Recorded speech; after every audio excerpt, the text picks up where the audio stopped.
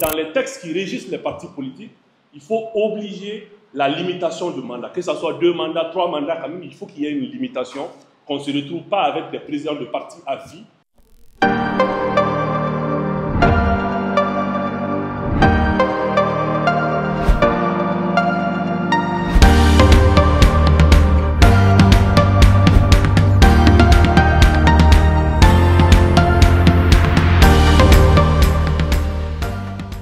Construire, parce qu'il faut que les gens puissent grandir avec l'état d'esprit de l'alternance comme une norme, pas comme une exception.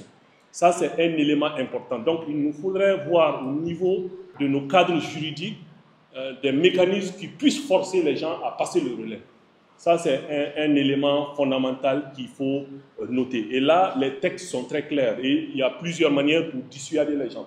Si vous ne mettez pas dans votre statut règlement intérieur que le mandat c'est une fois non renouvelable au niveau de la jeunesse, ce n'est pas validé au niveau du ministère, des ministères de l'administration territoriale ou même des ministères chargés de réguler un peu ces secteurs-là. Donc, on peut, depuis la base, travailler à créer des sociétés d'alternance. Il faut, au-delà des organisations de la société civile, il faut au niveau des partis politiques. Je prends les partis politiques en Afrique, très souvent, c'est ce milieu que je maîtrise. Vous allez trouver que des partis qui se battent pour la démocratie, eux-mêmes qui se battent pour qu'il y ait l'alternance au niveau national, vous allez trouver qu'au niveau de leur parti même, il n'y a pas d'alternance. Donc il faut que dans nos mécanismes juridiques, au niveau des partis politiques, parce que les partis politiques, par exemple au Mali, c'est géré par la charte des partis politiques.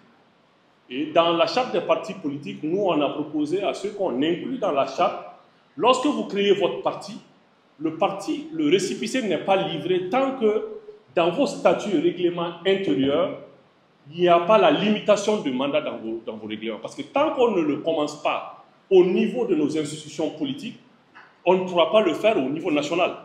Donc, il faut cet état d'esprit, il faudrait travailler à l'ancrer. Donc, dans les textes qui régissent les partis politiques, il faut obliger la limitation de mandat. Que ce soit 2 mandats, 3 mandats, quand même, il faut qu'il y ait une limitation, qu'on ne se retrouve pas avec des présidents de partis à vie et des partis politiques créés juste pour l'intérêt d'une personne ou pour l'agenda d'une personne qui va forcément être président et qui veut forcément être président.